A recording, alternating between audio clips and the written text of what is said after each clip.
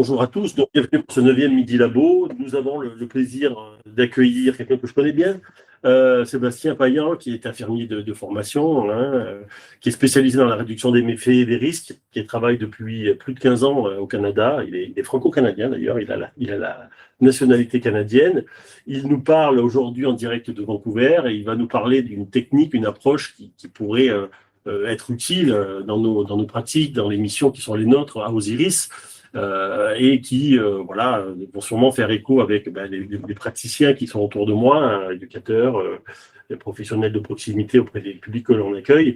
Donc Sébastien est actuellement à Vancouver, je le remercie de se prêter à ce jeu. Il est 8h du matin là-bas, alors nous on est ici à l'heure de l'apéro, lui il est à l'heure du petit-déj. Avant de te donner la parole, Sébastien, je vais rappeler rapidement qu'Osiris est une union associative qui regroupe 4 associations, Samuel Vincent, le CPE-AGL, l'association COST et ANCA. Et que la particularité de cette union associative, c'est de proposer un labo de recherche. Donc, c'est ce qui en fait sa spécificité aussi à cette union associative, c'est-à-dire qu'elle propose aux professionnels de proximité de nos associations, qui œuvrent dans les champs de la protection de l'enfance, mais aussi de l'éducation spéciale, du soutien à la parentalité, du soin, propose à ces professionnels de pouvoir s'exercer à des projets de recherche, actions au bénéfice des publics et des jeunes qu'on accueille. Et donc, ce laboratoire de recherche, permet aussi et invite des professionnels, qu'ils soient des chercheurs universitaires, mais on a aussi eu des experts d'expérience, anciens jeunes placés, et puis aujourd'hui un praticien qui est infirmier de formation, mais qui est cadre de santé et qui intervient auprès des publics en proie avec des questions de toxicomanie notamment, et qui va nous présenter pendant ces 30 minutes l'entretien motivationnel qu'il utilise et pour lequel il est formateur d'ailleurs. Et ensuite, à l'issue de ces 30 minutes de présentation, nous aurons des échanges avec les personnes qui sont présentes autour de cette table et les personnes qui nous rejoindront peut-être, qui souhaiteront intervenir ensuite à l'issue de cette présentation. Voilà, Sébastien, je te remercie et je te laisse la parole. Merci David, merci de m'avoir invité aujourd'hui. Je suis très content de pouvoir présenter au Midi Labo, qui devrait se rappeler maintenant les apéros labo, parce que vu l'heure où vous les faites, vous devriez changer le plan. Oui, donc c'est le matin ici à Vancouver. Je vous appelle de Vancouver. Au Canada, on a l'habitude de commencer nos réunions en faisant une reconnaissance des territoires sur lesquels on est. Donc en ce moment, je suis à Vancouver. Historiquement, Vancouver a été colonisé par les Européens et je suis en fait sur les territoires, on dit occupés et traditionnels des Musqueam, Squamish et Tsleil-Waututh, qui sont les Premières Nations qui ont occupé ce territoire avant l'arrivée des colons et avant la colonisation. Donc on fait ça dans une optique de réconciliation et essayer de reconnaître un petit peu tout ce qui s'est passé historiquement. La parenthèse est terminée. Donc, comme David l'a dit, je suis infirmier de formation. Je travaille en ce moment pour la santé publique à Vancouver, dans les politiques de santé qui ont un lien avec les toxicomanies, les addictions. J'ai été infirmier de rue pendant un bon moment où j'allais au contact des populations vulnérables. C'est là que j'ai vraiment appris l'entretien motivationnel et que j'ai pu l'appliquer. Et j'ai vu l'intérêt que ça avait pour servir les populations un peu plus vulnérables, comme les personnes qui prennent des drogues, les personnes qui vivent dans la rue et autres. Donc, je suis super content de pouvoir partager un petit peu cette vision et cette passion que j'ai pour l'entretien motivationnel. Comme David a dit, je suis aussi formateur en entretien motivationnel. Mon objectif aujourd'hui, c'est vraiment pas de vous former en entretien motivationnel. Ça serait impossible en 30 minutes, malheureusement. Mais juste pour vous donner un petit peu l'envie, peut-être d'en savoir un peu plus et de voir en tant que structure, en tant qu'équipe, si c'est quelque chose qui vous intéresse à cultiver et puis à apprendre un peu plus et voir un petit peu quels sont les bénéfices pour ça. Vraiment ouvert à toutes les questions, commentaires. J'espère qu'on va avoir des discussions à la fin de la présentation. Il y a des petits cas. J'ai discuté avec David avant la présentation pour essayer d'avoir un cas concret, pour essayer de discuter un petit peu comment l'entretien motivationnel pourrait être utilisé dans les milieux où vous travaillez. Je n'ai pas la pertinence d'être un expert dans ce que vous faites auprès des jeunes. Donc, c'est vous les experts, c'est vous qui savez ce que les jeunes ont besoin et puis le contexte dans lequel vous travaillez. Moi, je suis l'expert, entre guillemets, de l'entretien motivationnel. Donc, j'espère qu'avec votre expertise sur le milieu dans lequel vous travaillez et mes expertises au niveau de l'entretien motivationnel, on pourra essayer de voir un petit peu comment ça peut vous être utile. Donc, je vais partager mon écran. J'ai une courte présentation, c'est pas très long. Vous inquiétez pas, je vais pas vous assommer de PowerPoint parce que c'est pas vraiment le but. Juste m'assurer que vous voyez le PowerPoint. Quand vous le voyez, vous pouvez me le dire. Est-ce que vous le... On le voit. Parfait, super. Donc, l'entretien motivationnel, ce que je vais commencer par faire, c'est de vous demander un petit peu, si vous avez un papier, un stylo, essayez de réfléchir un petit peu à quelque chose que vous voulez changer. Alors, c'est une question un petit peu générale, mais c'est une question, est-ce qu'il y a quelque chose que vous pensez que vous pourriez faire au niveau de l'activité physique? Est-ce qu'il y a quelque chose que vous aimeriez faire plus changer, commencer à courir ou recommencer à faire un petit peu d'exercice? Peut-être plus au niveau de l'alimentation. Est-ce que vous voulez manger plus de légumes? Est-ce que vous voulez manger moins de sucre? Des choses comme ça. Ça peut être au niveau du tabac, mais ça peut être n'importe quoi. Donc, essayez de réfléchir pendant 1 ou 2 minutes à quelque chose que vous avez pensé à changer dernièrement dans votre comportement ou dans vos habitudes et que vous n'avez pas forcément commencé à faire. Je vous laisse 1 minute pour réfléchir à ça. Et pendant que vous réfléchissez à ça, j'aimerais que vous fassiez 2 colonnes. Une colonne dans laquelle vous allez un petit peu lister les raisons pourquoi vous n'avez pas encore fait ce changement, pourquoi c'est peut-être un petit peu difficile pour vous, est-ce que c'est par manque de temps, est-ce que c'est par manque de moyens, est-ce que c'est par manque d'idées ou choses comme ça. Donc, faire penser à 2-3 idées qui vous viennent à l'esprit sur pourquoi vous n'avez pas changé encore. Et de l'autre côté, des raisons pour lesquelles vous voulez faire ce changement. Donc, est-ce que c'est pour perdre du poids? Est-ce que c'est pour vous sentir mieux? Est-ce que c'est des raisons financières? Donc, je vous laisse réfléchir à ça et écrire peut-être sur un bout de papier un petit peu ce que vous pensez de ça. Et on va se servir un petit peu de cet exemple. Je vais me servir un petit peu de cet exemple pour pouvoir un petit peu réfléchir à vous présenter l'entretien motivationnel. On va revenir à ça plus tard. Donc, une définition que j'ai prise, et c'est la définition de William Miller et Stephen Rollnick, qui sont les créateurs de l'entretien motivationnel, et que j'aime bien, c'est que l'entretien motivationnel, c'est un style de conversation collaboratif permettant de renforcer la motivation propre d'une personne et son engagement vers le changement. Alors, il faut savoir que Miller et Rollnick, c'était des thérapeutes. C'est des thérapeutes, ils sont toujours en exercice d'ailleurs, qui travaillaient plus dans le milieu de la toxicologie et puis de l'alcool et des drogues.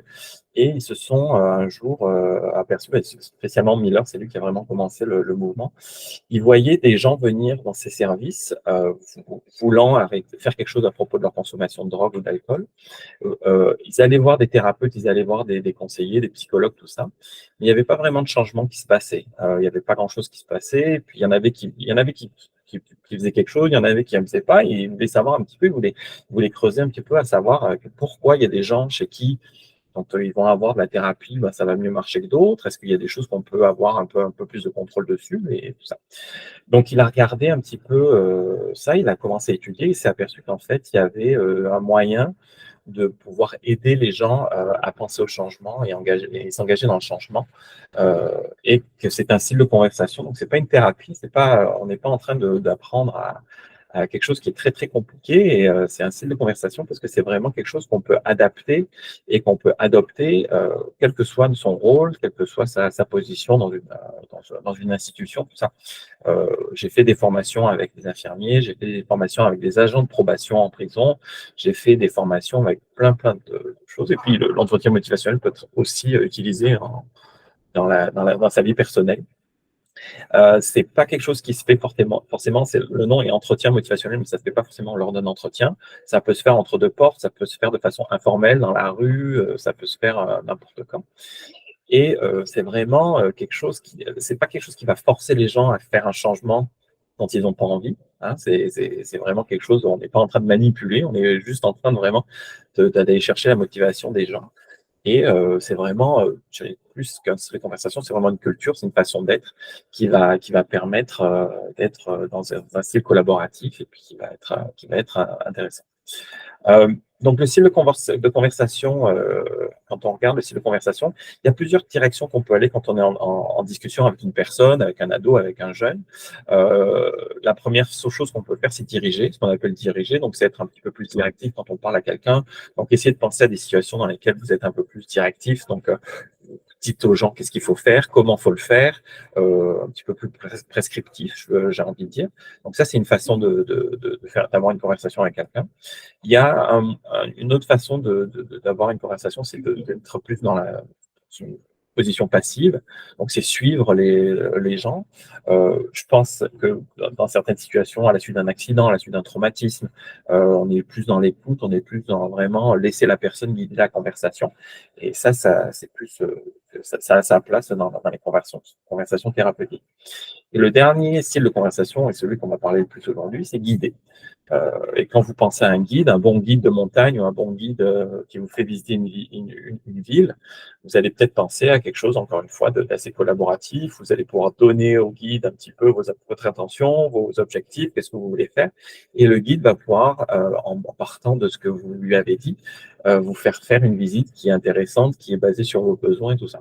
Donc, 3 styles de conversation qui sont utiles à différents moments et dans différentes situations. Donc, encore une fois, je vous amène à penser un petit peu quand est-ce que vous pensez que vous êtes plus à même de diriger, quand est-ce que vous êtes plus à même de suivre. Et l'entretien motivationnel, son intérêt et son but, c'est plus d'être sur un guide, d'être un guide et d'être dans cette collaboration. Pour revenir à l'aspect collaboratif, l'entretien motivationnel est vraiment basé sur le partenariat. Ça veut dire que on fait l'entretien motivationnel, ça se fait avec quelqu'un, ça se fait pas sur quelqu'un. On fait pas l'entretien motivationnel, je vais pas le faire sur quelqu'un, je vais le faire avec quelqu'un. On essaie d'être sur le même pied d'égalité. Quelque chose qui est très important en entretien motivationnel qu'on essaie d'éviter, c'est le réflexe correcteur. Alors, qu'est-ce que c'est un réflexe correcteur? Ça part d'un bon sentiment, mais c'est quand on voit quelqu'un agir d'une façon et qu'on estime que c'est pas la bonne façon d'agir, et on va lui dire comment il faudrait qu'il agisse pour un petit peu corriger l'action ou l'attitude qu'il a. Ça, encore une fois, ça part d'un bon sentiment. On va essayer de dire, on va se positionner en expert et on va se dire, bon ben là, ce que tu es en train de faire ou ça, c'est pas la meilleure façon de le faire. Moi, je te conseille de faire ça comme ça. En entretien motivationnel, on essaie d'éviter ça le plus possible. Okay, on n'est pas l'expert de la personne. La personne est l'expert de lui-même, de sa façon d'être et de ses agissements. Vous êtes juste l'expert de votre milieu, de façon d'agir ou de ressources. Et c'est ces deux experts qui vont rentrer en contact et en discussion, qui vont essayer de trouver une solution, peut-être un changement et une façon de changer. Okay, donc, on évite le réflexe correcteur, on évite de donner des conseils sans qu'ils soient demandés. Il y a une façon de donner des conseils, il y a une façon de donner des informations. Il faut que le projet reste collaboratif, il faut que vraiment la personne soit vraiment au cœur. C'est une approche qui est vraiment centrée sur la personne est au cœur de l'intervention. C'est basé sur l'écoute active de Carl Rogers. Probablement, certains d'entre vous ont entendu parler de Carl Rogers. Il a écrit beaucoup sur l'écoute active et comment être vraiment dans une attitude où on est vraiment à l'écoute de la personne et on utilise des outils pour vraiment montrer qu'on écoute et puis essayer de créer un espace sécuritaire pour que la personne puisse explorer son ressenti. Il y a aussi, dans la collaboration, il y a aussi une notion de choix qui peut être un peu difficile, et puis ça peut être une autre discussion qu'on peut avoir à la fin de ma présentation. Ultimement, les personnes avec qui vous allez intervenir ont un choix, le choix de faire ou de ne pas faire les choses qui se présentent à eux. Alors, le choix a ses conséquences, et ça peut être très, très spécifié, et ça peut être vraiment, mais redonner cette notion de choix aux gens et de les redonner, de leur donner ce pouvoir, de pouvoir faire ces choix, c'est très important dans l'entretien motivationnel. On n'est pas là pour faire des choix à la place des gens, on est vraiment là pour leur offrir le choix et essayer de penser avec eux le choix. Une autre façon de représenter l'entretien motivationnel, c'est de regarder un petit peu la danse contre la lutte. Des fois, quand on est en intervention et qu'on est dans ce réflexe correcteur, qu'on essaie de faire changer les gens parce qu'on voit l'intérêt à ce qu'ils changent, à ce qu'ils adoptent notre comportement, on a l'impression d'être dans une lutte un peu. On est en train de forcer, on est en train de, il y a peut-être quelqu'un qui va sortir vainqueur, on essaie de convaincre, on essaie de vraiment, et c'est pas forcément très agréable comme façon d'intervenir. En entretien motivationnel, on essaie d'être plus sur une danse. Donc, on essaie de guider au fur et à mesure, on essaie d'avoir de la collaboration. Donc, chacun ajoute un petit peu du sien dans cette danse qu'on est en train de faire, dans cette conversation qu'on voit comme une danse. Donc, vraiment, à chaque fois qu'on va se sentir dans une intervention, qu'on est en train de lutter, qu'on est en train de forcer, qu'on est en train d'essayer de convaincre, c'est peut-être un signe qu'il y a quelque chose d'autre à faire, qu'il y a d'autres façons de pouvoir approcher la situation. Alors, une autre chose qui est très, très importante dans l'entretien motivationnel, c'est la notion d'ambivalence. Donc, c'est cette notion de j'ai envie de changer quelque chose, mais en même temps, j'ai pas envie. Ce qui est tout à fait normal. Tout le monde a cette notion en tête où le changement est difficile, dépendamment de quel changement on veut faire. On va toujours avoir ces deux côtés de la balance où on va se dire j'ai envie de changer, mais en même temps, c'est difficile, il y a des choses qui m'en empêchent. L'entretien motivationnel a vraiment pour objectif d'engager avec la personne pour qu'elle explore son ambivalence et qu'elle pense au changement de façon positive. Donc, on va vraiment aller chercher chez la personne des indices et essayer de discuter un petit peu qu'est-ce qui fait que ce changement est important pour eux et pourquoi il y aurait des bénéfices à engager dans ce changement et comment elle pense qu'elle va pouvoir s'engager dans ce changement. Donc, encore une fois, très, très collaboratif, très, très centré sur la personne. L'ambivalence, elle est exprimée de différentes façons. Il y a un discours en faveur du changement, discours positif, qui s'appelle le discours changement, et il y a un discours qui est plus au niveau du maintien, qui va nous parler un petit peu de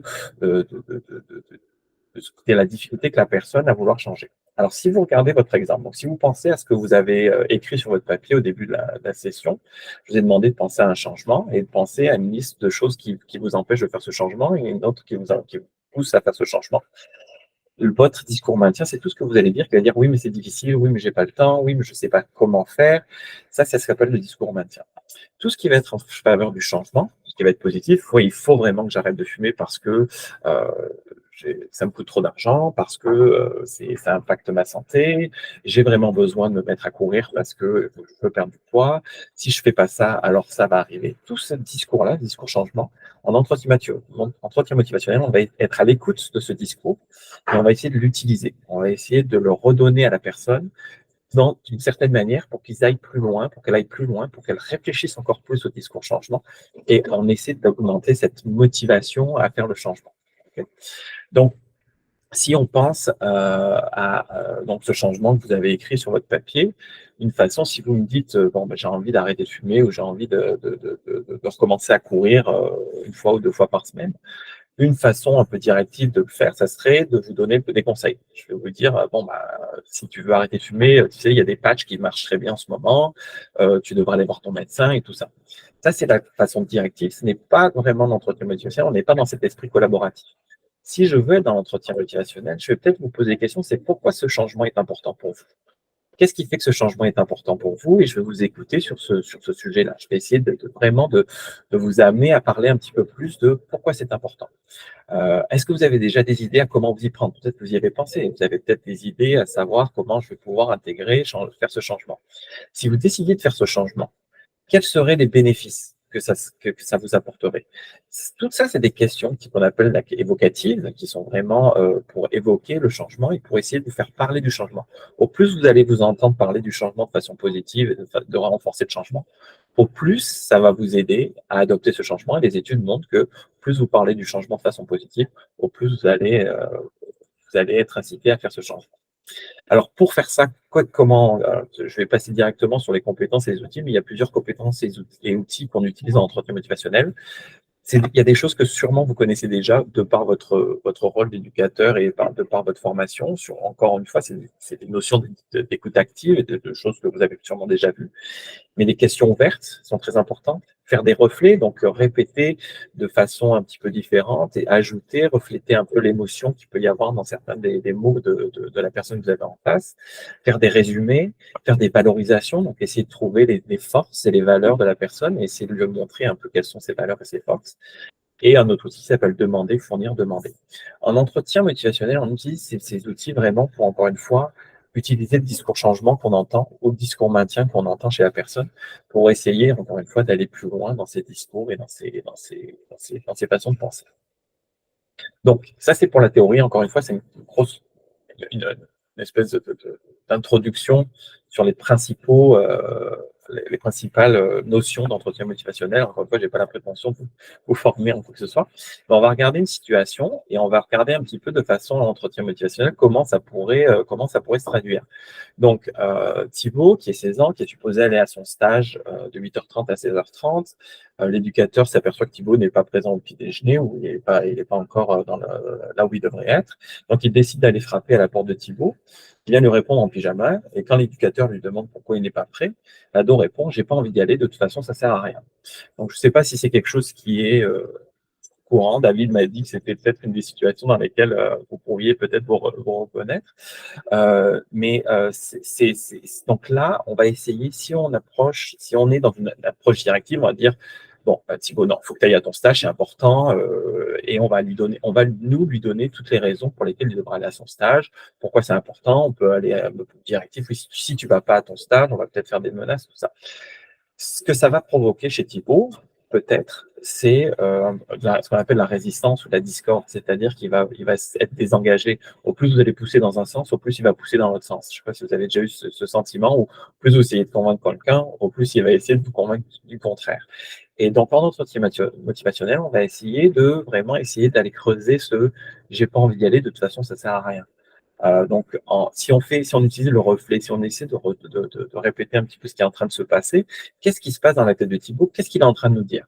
Alors, de façon de refléter, ça peut être: tu ne vois pas l'intérêt d'aller à ce stage. Tu ne vois pas l'intérêt. Donc là, on va peut-être l'amener à dire: non, ce stage, de toute façon, j'ai choisi ce stage, mais c'est pas quelque chose qui va me. Ça, et on va essayer de l'amener à parler de ça. Ou tu as l'impression que ce stage ne va pas changer ta situation. Ou tu aimerais voir les avantages à faire ce stage. Tu aimerais voir plus d'avantages à faire ce stage. Cette façon de refléter, cette façon de répondre à Thibaut va peut-être l'amener à engager ce discours changement qu'on veut lui faire engager. C'est-à-dire: oui, moi, si je fais un stage, c'est pour qu'il se passe quelque chose après. Ah, dis-moi en plus. Qu'est-ce que ça serait? Alors, qu'est-ce que tu penses de ce stage? Qu'est-ce que tu as entendu à propos du stage? À quoi ressemble un stage qui sert à quelque chose? Dis-moi un petit peu à quoi ça ressemblerait, pour toi, un stage qui changerait quelque chose. C'est toutes des façons d'aborder le sujet qui vont nous permettre d'en apprendre plus sur Thibaut et en même temps essayer de lui faire explorer un petit peu en quoi ce stage peut lui être bénéfique. Ouais. Et donc, une autre façon de le faire aussi, ça peut être refléter l'ambivalence, cette ambivalence de d'un côté, tu as choisi ce stage et de l'autre, tu n'as pas vraiment, maintenant que tu dois y aller, tu dois pas en voir, tu n'en vois pas l'intérêt. Comment est-ce que tu penses, qu'est-ce que tu en penses et comment on peut discuter de ça? Donc, vraiment, encore une fois, c'est juste une notion pour vous donner un exemple. Il se peut qu'on engage avec Thibaut de façon un peu plus détaillée et un peu plus se poser avec lui et puis essayer encore une fois d'explorer des idées. Mais il se peut qu'aussi, de ce que je vous ai dit maintenant, vous ayez des idées comment on pourrait répondre à Thibaut pour essayer d'explorer un petit peu cette envie d'y aller, de toute façon ça sert à rien, qu'est-ce qu'il y a derrière ça, on sent qu'il y a un peu de perte d'espoir et tout ça, et donc on peut travailler avec ça. Donc, c'était tout ce que j'avais pour ma présentation. J'ai des ressources à vous donner après que je pourrais vous donner une fois qu'on aura fini la discussion pour si vous êtes intéressé pour en savoir plus. Mais je suis curieux de savoir un petit peu, pour ceux qui ont déjà entendu parler d'entretien motivationnel, est-ce que c'est quelque chose que vous utilisez dans votre quotidien? Est-ce que c'est quelque chose que vous pensez qui pourrait être utile dans vos situations? Et puis, voilà, je peux ouvrir maintenant la période de questions-discussions. Et si vous avez des questions, je serai ravi de répondre à vos questions. Merci beaucoup. J'ai rallumé mon micro. Alors, je ne sais pas, je vais voir si je peux avoir la mosaïque, voir s'il y a des personnes qui nous ont rejoints, qui voudraient intervenir. Alors, l'assistance, voilà, il y a des éducateurs de prévention spécialisés, des gens qui travaillent en internat, des gens d'enfants qui travaillent en ouvert, les chefs de service, directeurs, administrateurs, communicants. On a vraiment un panel assez représentatif de la population française. Est-ce que, bon, il y a des réactions sur cette présentation? Est-ce que c'est des choses que vous... Par exemple, j'ai envie d'en attraper une question de Sébastien. Est-ce que c'est des choses que vous pratiquez aujourd'hui? Je me tourne vers Jean-Christophe, il m'a dit qu'il avait déjà... Oui, moi j'aime bien utiliser la balance décisionnelle et aussi l'échelle analogique pour voir un petit peu, parce que c'est des outils assez simples dans l'ensemble et qui sont. Et j'en ai même parlé souvent à Christophe, je l'avais un peu formé sur la balance décisionnelle, là, mon collègue avec qui je travaille. Moi, j'ai fait une formation il y a presque 20 ans, hein, c'était en 2004, mais je l'utilise régulièrement. Pas tout, mais ces deux outils plus spécifiquement. Alors, la balance décisionnelle, c'est C'est ce quoi? qui nous a demandé de mettre un peu les avantages et les inconvénients du changement. En fait, quand par exemple, un jeune de chercher du travail ou autre chose, ben, moi, je fais une balance carrément. Et en fait, Dessiner une balance. je dessine une balance et je lui explique, je mets un plateau, avantages et inconvénients. Quel avantage il a à rester dans la situation dans laquelle il est, quel inconvénient. Et après, je liste un peu tout avec lui et on met les avantages et les inconvénients. Et ça permet de voir un petit peu où il en est dans le changement qu'il peut avoir. Et j'utilise aussi beaucoup l'échelle analogique aussi. Alors, des fois, j'ai inventé, des fois, je fais des marches de 0 à 10 pour voir un petit peu à quel niveau il se situe. Donc, l'échelle analogique, L'échelle analogique, c'est un peu comme quand vous allez chez le médecin, il vous dit quand vous avez mal, sur une échelle de 1 à 10, vous mettez combien? En fait, c'est ça. Pour se situer un petit peu dans le projet, dans la motivation, à quel niveau on se situe. Ah, tu as envie d'aller dans ton stage de 0 à 10, tu as envie d'aller... Voilà, ou tu as envie de chercher du boulot, si je te demande sur une échelle de 0 à 10, où tu en es, il va dire 2, il va dire 3, il va dire 1, il va dire 10. Ça permet de voir un petit peu et aussi qu'il compte un petit peu sur quel niveau de motivation il est, quoi. Et j'utilise des marches aussi de 0 à 10 parce que des fois c'est un peu plus parlant. Des fois je leur fais un truc avec une fusée, je leur dis là on met le moteur, après vraiment pour essayer de faire des caps. Qu'est-ce qui nous permet d'avoir confiance? C'est la base du travail de l'équipe. Un enfant, un jeune pourrait très bien, pour vous faire plaisir, dire 9, alors que pour lui, il pense 1. Oui, non, mais là, on est au début, donc on essaye de mettre en place, il nous dit un petit peu le niveau dans lequel il est, et après, dans la démarche de l'accompagnement, on voit un petit peu où il se situe. S'il nous dit 9, bon, ben, si on ne croit pas, ça ne sert à rien qu'on parle de lui. On va essayer de mettre des choses en place sur le 9. Et si on voit qu'il n'est pas sur le 9, ben, on va peut-être réduire et on va se mettre sur le 4 ou sur le 5. Mais s'il reste sur le 9, parce que j'ai bien compris, il faut suivre, il ne faut pas... Si je peux me permettre, si je peux me permettre, David, je vais aller plus loin et je trouve que c'est des excellents outils que vous utilisez. Et puis, c'est des outils qui s'utilisent en entretien motivationnel. Ils ne font pas l'entretien motivationnel. C'est vraiment quelque chose que vous allez utiliser pour vous aider à faire de la conversation collaborative. Si on prend l'échelle analogique, qui est un très bon exemple, et j'aime beaucoup utiliser ça, si vous regardez à votre changement que vous avez écrit sur votre papier, si je vous demande entre 0 et 10, combien c'est important pour vous de faire ce changement?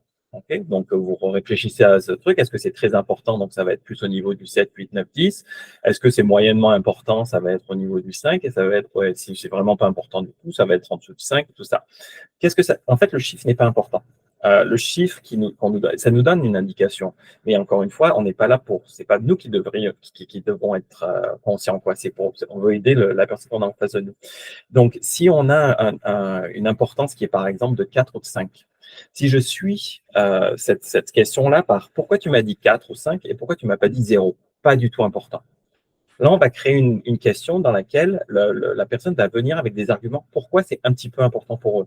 Okay, donc, si pour moi, arrêter de fumer, c'est au niveau de 4 parce que, c'est important, mais en même temps, j'ai aucune urgence à arrêter de fumer. Pourquoi tu as dit 4 et pourquoi j'ai dit 0? Parce que je suis conscient que la cigarette, ça a un impact sur la santé.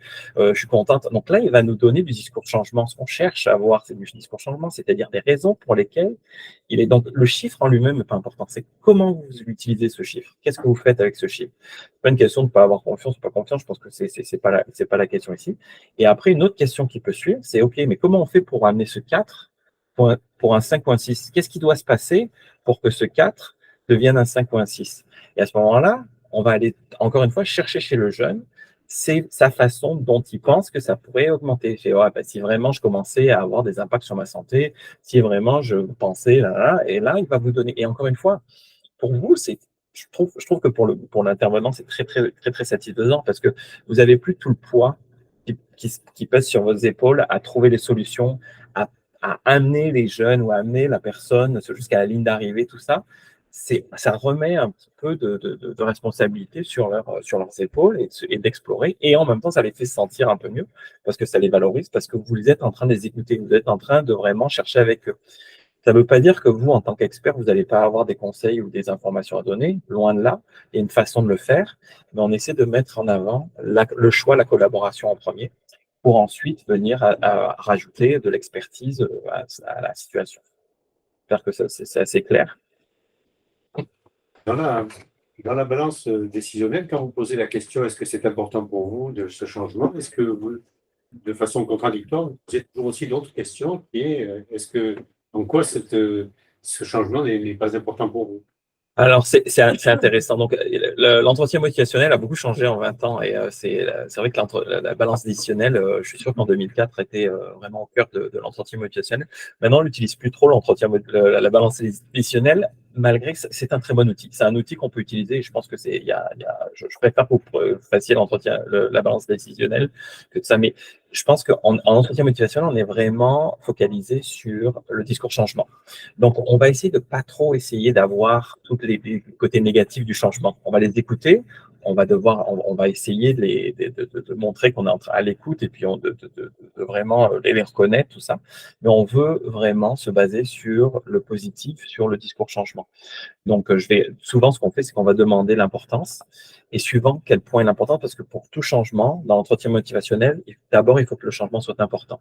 Si la personne ne voit pas l'importance du changement, ça ne sert à rien de commencer à donner des conseils, à savoir comment faire, trouver des solutions, tout ça, parce que la personne ne va pas s'engager dans ces changements. Donc, on va travailler sur l'importance et après, on va travailler sur la confiance, un petit peu ce que vous avez dit tout à l'heure. Quelle est la confiance que tu peux arriver à faire ce changement si tu décides que tu vas le faire? Et pareil, ça va être, je suis un 5, ok, 5, c'est bien, ça montre que tu as une motivation, que tu es confident que tu vas pouvoir le faire.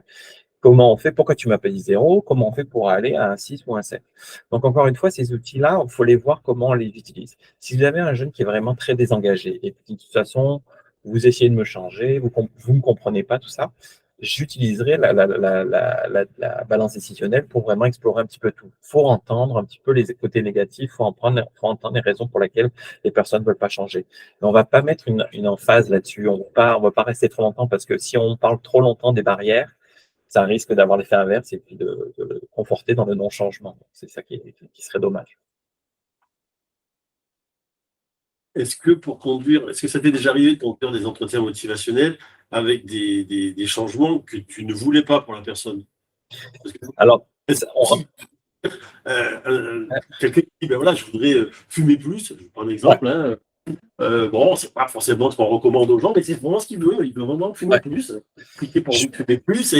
Et donc, je vais utiliser l'entretien motivationnel, si c'est possible, ça?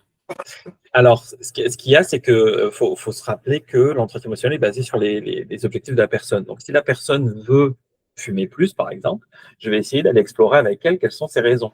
Okay, donc, je vais aller voir tout ça. Si c'est quelque chose qui, ultimement, a un bénéfice pour eux, et on le voit des fois, il y a des gens qui sont tellement dans une vie où le chaos autour d'eux fait que la seule chose qui les tient, c'est l'utilisation d'alcool, c'est la cigarette ou quelque chose. Je vais avoir du mal, moi, en tant que si je fais quelque chose centré sur la personne, je vais peut-être pas commencer à vouloir enlever cette béquille qu'ils ont. Donc, c'est encore une fois, c'est dans l'esprit. Est-ce que dans l'esprit, ça ne veut pas dire que vous n'allez pas dire, écoute, moi, en tant que professionnel de santé, moi, en tant qu'éducateur, c'est vrai que ça me gêne un petit peu ce comportement-là, juste que tu l'entends. Donc, j'aimerais savoir peut-être, est-ce qu'il y aurait quelque chose d'autre que tu aimerais changer ou quelque chose. Donc, après, vous pouvez vous positionner de façon collaborative encore. Ne pas se mettre en tant qu'expert en disant non, il faut que tu arrêtes de fumer. Je vais écouter tes raisons pour lesquelles tu veux augmenter de fumer. Et encore une fois, on n'essaie pas d'influencer les gens à faire quelque chose qu'ils ne veulent pas faire. Donc, c'est vraiment. Mais bon, après, il y a un côté éthique à l'entretien motivationnel. On parle souvent, on prend l'exemple d'une jeune fille qui voudrait avoir un avortement. Je ne vais pas faire un entretien motivationnel avec une jeune fille qui veut un appartement pour la pousser dans un sens ou dans un autre. Ce n'est pas ma décision.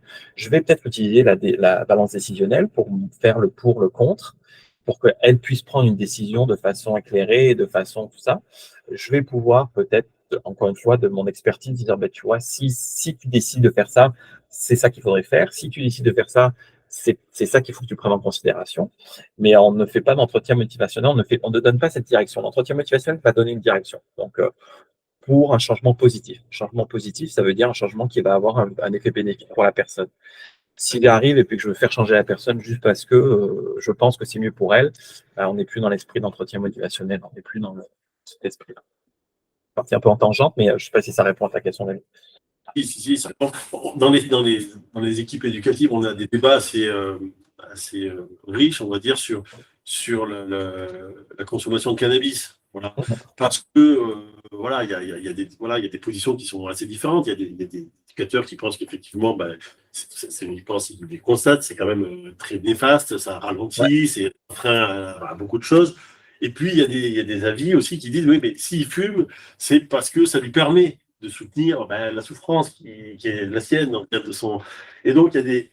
Là, l'utilisation, enfin, en tout cas, la pratique de l'usage du cannabis, ça peut faire des discussions assez riches entre les équipes. Alors, il ne s'agit pas de dire, bon, on le laisse fumer parce que jusqu'à ce qu'il soit une loque et puis qu'il ne fasse plus rien et qu'il n'ait aucune chance d'insertion, mais en même temps, il y a ceux qui vont dire, oui, mais s'il fume, si on lui enlève le cannabis, ça risque d'être plus grave. Donc, la consommation de cannabis, c'est un exemple qui est intéressant, quoi. C'est très intéressant et dans ce que tu me dis, c'est intéressant aussi de voir que c'est la vie des éducateurs. Mais j'ai envie de dire, l'entretien motivationnel va pouvoir te permettre d'explorer qu'est-ce que le jeune pense. Parce qu'il se peut que le jeune ait des impacts négatifs par sa consommation. Alors, il ne va pas vous le dire parce que d'habitude, ce qu'on fait, c'est tu ne devrais pas fumer. Donc, qu'est-ce qu'il va dire? Il va dire, si, j'aime ça et tout. Là. Si on essaie d'engager dans une discussion où on est encore une fois dans une collaboration, on dit, OK, j'aimerais ça que tu me parles un petit peu de ta consommation de cannabis. Dis-moi un petit peu quels sont les effets sur ton corps, sur ton esprit et tout. La personne va pouvoir dire, moi, j'aime ça, le cannabis, parce que je suis avec mes potes, ça me relaxe, etc. Et là, vous pouvez aller introduire, est-ce qu'il y a des choses que tu n'aimes pas dans le cannabis? Et là, c'est plus à vous d'avoir la charge, encore une fois, d'essayer de convaincre par des trucs, parce qu'il se peut qu'il y ait un argument que le jeune va vous donner qui va être beaucoup plus important et qui va avoir beaucoup plus de pouvoir que quoi que ce soit que vous lui disiez. Il se peut qu'ils disent, j'aime pas parce que ça pue et les gens sentent que je sens le cannabis et des fois, parle-moi un peu plus.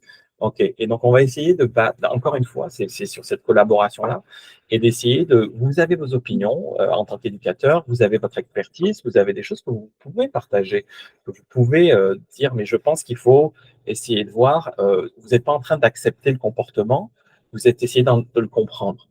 Vous n'êtes pas en train de dire, c'est bon, tu peux fumer, mais vous êtes en train j'essaie de comprendre ce qui se passe. Et je vais essayer de t'accompagner dans ça pour essayer de voir un petit peu si il y a des effets négatifs et tout. Si jamais tu as l'impression qu'il faudrait que tu diminues ou il faudrait que tu consommes dans d'autres circonstances, moi, je suis là pour t'accompagner parce que j'ai peut-être des outils qui vont pouvoir t'aider.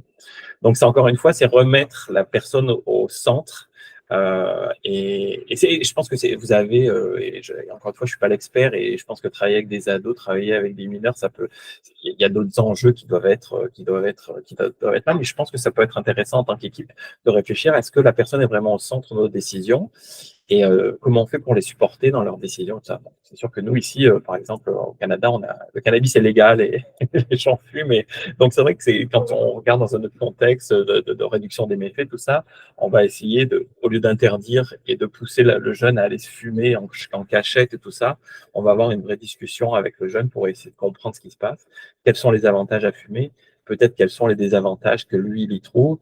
Peut-être partager des opinions et puis vraiment avoir cette discussion et encore une fois cet espace où la personne se sent en sécurité de pouvoir vous dire ces choses-là, de pouvoir vous dire j'aime ça fumer du cannabis, en même temps il y a des trucs que j'aime pas à propos de ça, et à vous de voir un petit peu comment vous négocier la conversation.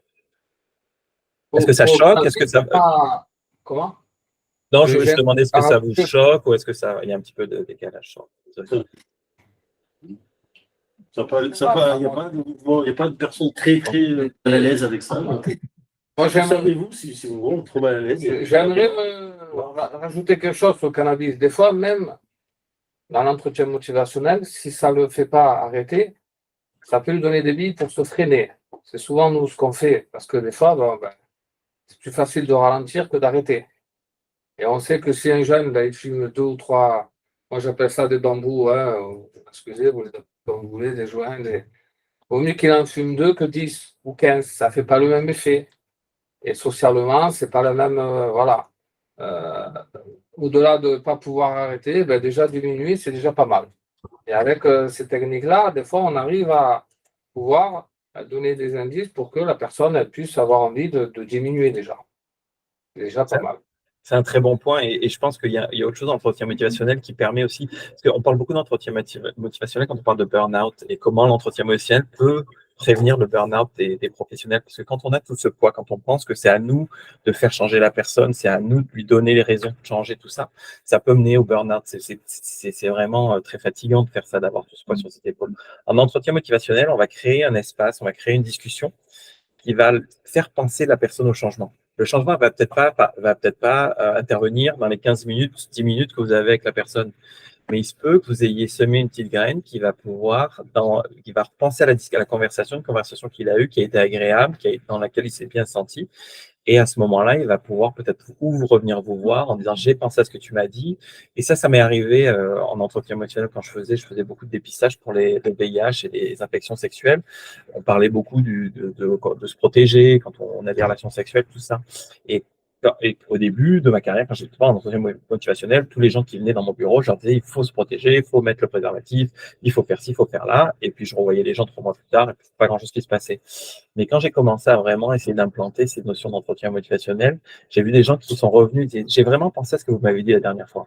Et ça m'a vraiment, c'est vraiment pour ça que j'ai commencé à faire l'entretien motivationnel et à être plus passionné pour ça, c'est d'inclure, comme vous l'avez dit, des petits outils ou des choses comme ça qui vont vous donner avoir envie d'en savoir plus et d'inclure. Encore une fois, l'entretien motivationnel n'est pas une baguette magique. Vous avez d'autres outils sûrement que vous utilisez au quotidien qui marchent très bien de par votre expertise et de par votre formation, tout ça. L'entretien motivationnel est un outil qui va venir se rajouter dans des situations où vous sentez que justement, il y a un peu de lutte, il y a un peu de résistance, vous voulez changer quelque chose, trouver quelque chose d'un petit peu différent pour pouvoir intervenir et vous donner un petit peu une bouffée d'air frais. Donc, vous êtes un peu coincé dans ces coins où vous avez l'impression que ça tourne en rond et puis que ça ne marche pas. Donc, ça peut être un bon outil. Il y a d'autres questions, Marc? Là, tout ça, ça s'apprend en fait. Je pense qu'il faut des formations. Parce que là, ça, un jeune, quand on n'a pas l'expérience sur la longévité dans notre travail, c'est difficile. Et c'est vrai qu'il faut, je pense que avoir des bases avec des formations, c'est important. Quel conseil tu nous donnerais pour se lancer On peut se lancer ça s'enfiler avec, ou alors quand même beaucoup de séances, d'ateliers protégés, Non. L'entretien émotionnel, encore une fois, c'est un style de conversation. Donc, c'est très facile à appliquer très rapidement. Donc, si vous aviez quelques notions, si vous voulez essayer de demander des questions ouvertes plutôt que des questions fermées ou des choses comme ça, c'est très facile. Hein. C'est l'écoute active, donc il n'y a pas de problème. Donc, ce qu'il faut faire, c'est, si vous êtes intéressé, il y a des livres qui sont très intéressants, qui peuvent vous permettre d'en savoir plus. Faire des formations, c'est toujours chouette parce que vous êtes tous dans un même espace en train de pratiquer, vous pouvez faire de la pratique. La pratique, c'est l'entretien motivationnel, c'est de la pratique et c'est être ouvert à l'observation et aux commentaires des gens. Donc, on dit beaucoup, il faut pratiquer, il faut avoir des mises en situation, avoir des gens qui vous observent et qui vous disent « Ah, tiens, ça, c'était intéressant quand tu as dit ça, tu as vu la réaction qu'a eu la personne. Par contre, je me demande ce que ça ferait si tu essayais ça la prochaine fois. » Et mais c'est ce qui est intéressant, c'est que vous, en tant qu'équipe, vous pourriez très bien vous dire « Bon, l'entretien motivationnel, c'est quelque chose dont on va en savoir plus. » Choisir un groupe qui est un peu motivé, les former, qui deviennent un petit peu plus spécialisés, qui comprennent vraiment l'approche, et en équipe, avoir des discussions de cas où vous vous dites, bon, voilà, ce jeune-là, il s'est passé ça, si on est en entretien motivationnel, comment on aborderait ça? Et donc, c'est vraiment créer une culture, encore une fois, de... Oui. Okay. Est-ce que il y a des, je sais pas, des zones non praticables ou des des seuils où on se dit, oups, là, il faut que j'arrête, il faut que j'en sorte. Parce alors, je pense par rapport au service dont je m'occupe actuellement, on est souvent confronté soit des jeunes qui ont vécu des traumatismes importants dans leur parcours migratoire, avec de la torture, avec des choses vraiment très pénibles, mais et du coup, parfois on sait que ça leur ferait du bien de pouvoir partager certaines choses, par rapport aux personnes disparues, par rapport à des choses comme ça, mais aussi, je me dis que peut-être qu'en utilisant cette technique, ça peut être une manière pour les professionnels, à moins devoir supporter la détresse ou la souffrance de l'autre. Si, par rapport à ce que vous disiez tout à l'heure, où on n'est plus en train de porter toute la charge de l'autre, mais en même temps, ça peut être un endroit un peu dangereux, délicat. C'est pour ça que c'est une question. S'il y a des limites ou des choses où on se dit, oups là, pas plus loin. Je pense que c'est vraiment à l'éducateur de savoir dans quelle situation il se sent à l'aise ou pas. Et je pense que c'est à vous de savoir un petit peu, oui, je suis capable d'entendre certaines choses et de travailler avec et de pas causer plus de problèmes.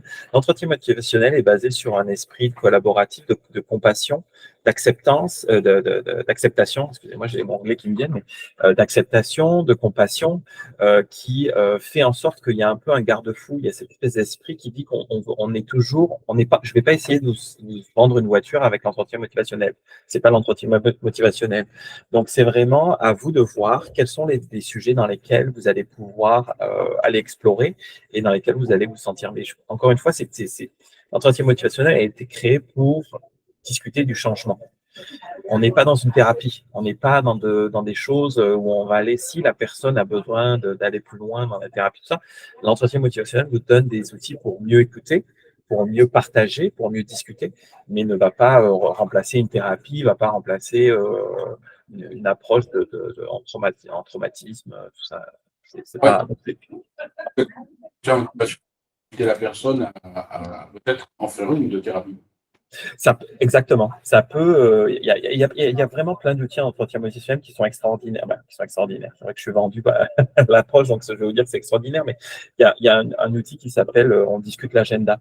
Donc, c'est quand on rencontre quelqu'un, on va avoir une feuille de papier avec des bulles et on va avoir des thèmes. Donc, c'est-à-dire que moi, en tant que professionnel, je pense que ce qui est important qu'on discute aujourd'hui, ça serait ta consommation de cannabis, c'est ton stage dans lequel tu vas pas et tout ça. Maintenant, j'ai des bulles qui sont vides et j'aimerais savoir si toi, il y a des choses sur lesquelles tu voudrais absolument on vienne parler, tout ça. Et donc ça, après, comme on négocie un agenda avec la personne va pouvoir dire, bon, alors, la première chose que tu voudrais parler, ça serait quoi? Ok, ça c'est très important pour toi. Est-ce qu'on peut garder 10 minutes à la fin pour que je puisse te parler, que je te partage un petit peu ce que je pense à propos du cannabis ou quelque chose? Ok, et comme c'est négocié, c'est plus imposé, on laisse encore une fois du choix, on laisse encore une fois un peu du pouvoir. Et c'est vrai que c'est un bon outil. Et comme vous dites, des fois, on peut négocier on peut passer les 10-15 minutes qu'on a avec la personne, juste à dire, bon, mais c'est quoi le plan? Qu'est-ce qui serait important pour toi? Qu'est-ce qui va être utile? Et vous pouvez suggérer des thérapies, vous pouvez, et puis essayer de voir en reflétant, ça a l'air d'être très douloureux pour toi, ça a l'air d'avoir des impacts sur ta santé en ce moment, ta santé mentale. Est-ce que tu veux que je te propose des solutions? Et puis, encore une fois, de voir un petit peu comment on peut travailler avec la personne. Si ça répond à votre question. David? Oui. Intervention. Dans les outils que vous présentez, vous parlez du résumé. Comment vous vous en servez? Alors, le résumé, c'est un bon moyen quand on est dans une discussion et puis des fois, les gens partent un peu sur des tangentes, vont vous parler de plein de choses en même temps et tout ça, et c'est difficile de recadrer des fois la discussion. Et je trouve que le résumé est un très bon moyen. Par exemple, tu m'as dit que tu voulais arrêter de fumer parce que parce que si, en même temps, c'est difficile pour toi parce que si, parce que là. J'aimerais savoir quelle serait la prochaine étape pour toi dans ta démarche de vouloir arrêter. Donc, c'est de faire des résumés pour ici, ou recadrer, ou clôturer une conversation. Donc, le résumé peut avoir plusieurs fonctions en fonction de comment vous l'utilisez, ou on veut mettre en avant une facette de la discussion. Bon, tu m'as parlé de ça, mais j'aimerais revenir sur ça. Qu'est-ce que tu en penses? Et finir par une question et encore une fois revenir et tout ça. Donc, plein d'outils qui peuvent être utilisés de façon différente. Mais résumé, c'est un bon moyen de recadrer ou de rediriger ou de conclure une conversation.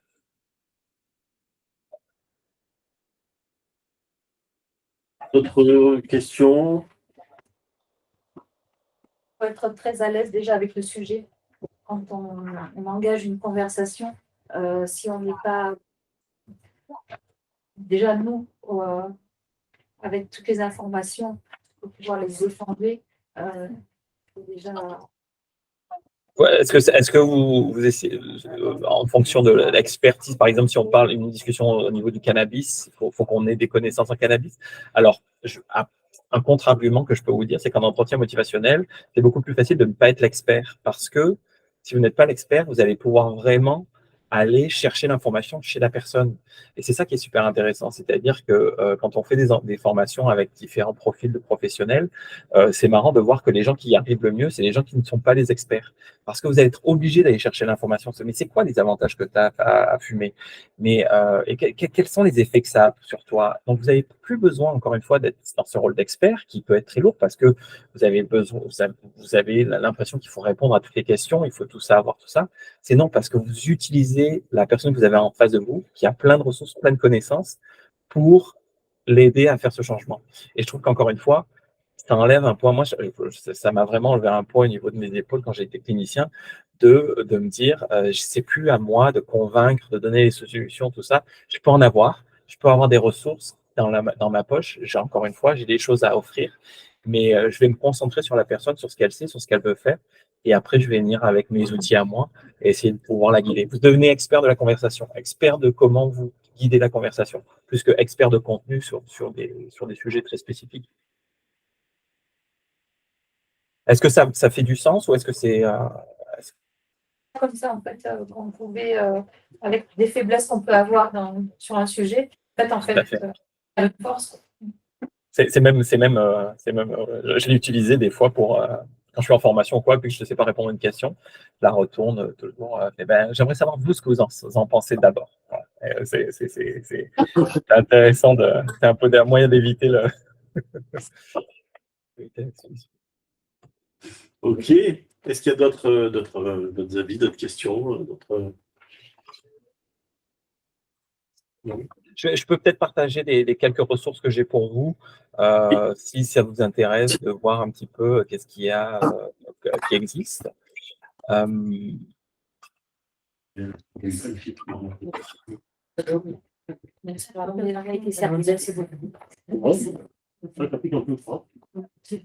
on m'a perdu. Alors, vous devriez voir mon écran. Est-ce que vous voyez mon écran? Oui, oui. Ok, parfait. Donc, il y a une association qui s'appelle l'AFDEM, c'est l'association francophone d'entretien motivationnel qui est basée en France. Sur leur site, il y a vraiment plein de ressources et plein d'outils. Donc, si vous voulez en savoir plus, n'hésitez pas à aller voir sur le site de l'AFDEM. Vous avez des vidéos sur YouTube. Bon, il y en a qui sont plus ou moins bien. Allez-y avec prudence.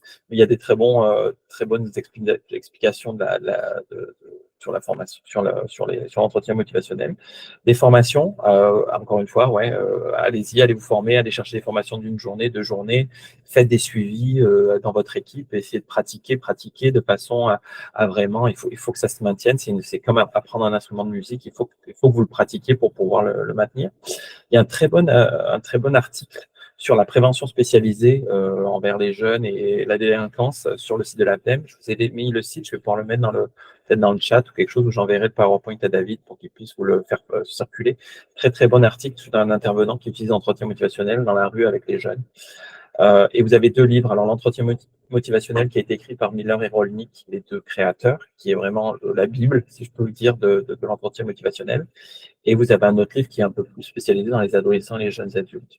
Il y a plein de recherches, il y a plein de choses, plein de ressources qui ont été créées autour de l'entretien motivationnel. Donc, je vous conseille vraiment à aller chercher un petit peu ces informations. Si vous êtes intéressé et curieux, il y a plein de choses qui sont super intéressantes. C'est bon? Je vous souhaite un bon apéro. Je vais aller boire c'est ça, je vais aller boire un café en attendant et en pensant à. Voilà, il y aura, si jamais il y a des questions qui surviennent ensuite, on peut évidemment communiquer avec toi pour Pas de problème. laisser. Puis voilà. Super. Je te remercie et puis voilà, ce sera en ligne sur notre site prochainement, sur le site du labo. Et voilà, donc on donne rendez-vous en avril avec des Québécois encore, décidément. On a une forme d'addiction avec l'Amérique du Nord. Faudra peut-être qu'on arrive à s'en sortir de cette addiction, mais pour l'instant on en profite. Avec l'équipe de police de concertation de Longueuil, hein, donc de l'agglomération de Montréal, une équipe d'anthropologues, de psychologues, de sociologues qui travaillent avec des policiers dans la rue sur des nouvelles formes d'intervention qui sont des dérivés de la police de proximité, mais qui poussent un tout petit peu plus loin certains concepts.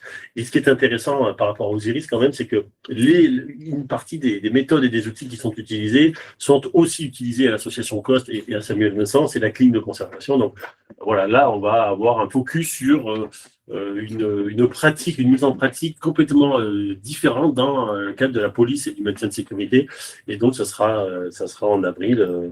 Vous aurez de toute façon largement de communication sur ce sujet. Voilà. Je vous remercie Pascal et Emmanuel qui sont à la technique, Mathilde et Christophe qui essayent de faire de la communication avec des gens qui ne sont pas très professionnels en communication, et je les remercie de leur patience. Et puis tout le monde autour de la table d'avoir été présent pour ce premier, et il restera dans l'histoire, premier midi de 18h convivial, apéro midi labo. Merci beaucoup Sébastien. Merci. Bye bye. Au revoir.